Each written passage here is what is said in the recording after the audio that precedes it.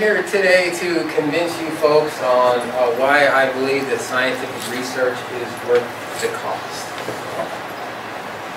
My first main point is 66 years. And y'all may be asking me what does 66 years mean? Anyway, so the first point I wanted to make is that Orville and Wilbur Wright achieved first power-driven controlled flight in 1903. And this pertains to the 66 years, as in 66 years later,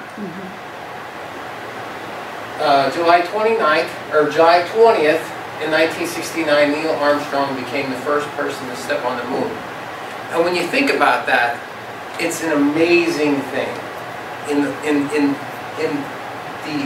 the span of less than the average person's lifetime, we go from not being able to fly to being to actually physically stepping on the moon, which to me is just mind-blowing.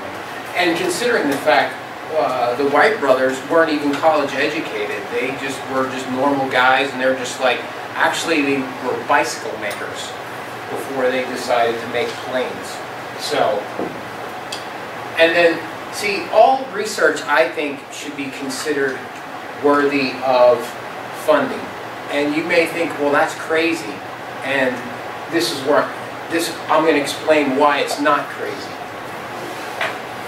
In 1920, okay, and just think about the time frame here. 1920. This is how many years after the first flight? Not, you know what I mean? And Dr. Goddard comes out. He's a rocket scientist, basically, and he comes out and he does his research, and he publishes that he believes that he can launch a rocket to the moon. And the people in New York Times, the editors in New York Times wrote a 3-page ad that said this guy's insane. Like, there's no way, it defies the Newton's laws, because you can't fire propulsion in a vacuum in space. And what happens is they actually, in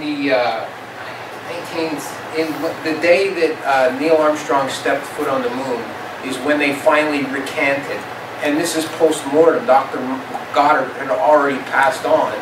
And they finally said, we were wrong. But even then, they didn't make a direct apology to Dr. Goddard himself. They just said, you know, that the laws of physics don't, you know, that Newton's laws don't apply in a vacuum. And one of his quotes, I think, is very good. Is every vision is a joke until the first man accomplishes it. Once realized, it becomes commonplace, which I think is like huge, because there's so many things that happen. You know, like, oh man, yeah, that guy's full of crap, or that guy's crazy, and they turn out to be. So it may be something brilliant, and you know, 20 years or 5 years down the road, you'll be like, wow, why didn't I listen to this guy? Like that guy that told you to buy Apple 20 years ago. You know what I mean? You might have been on to something. Overall, the people that oppose scientific research tend to be people with conservative views. They may not believe in the particular area that you want to do research in, like, and also research with no positive results is a waste, and it's not. Reason being is all your in 1960, a company called Corning, which they make like glassware and stuff like that, came out with what they called Gorilla Glass, and it was basically like a very thin but very rigid glass. But there was no applications for it, and it wasn't cost effective.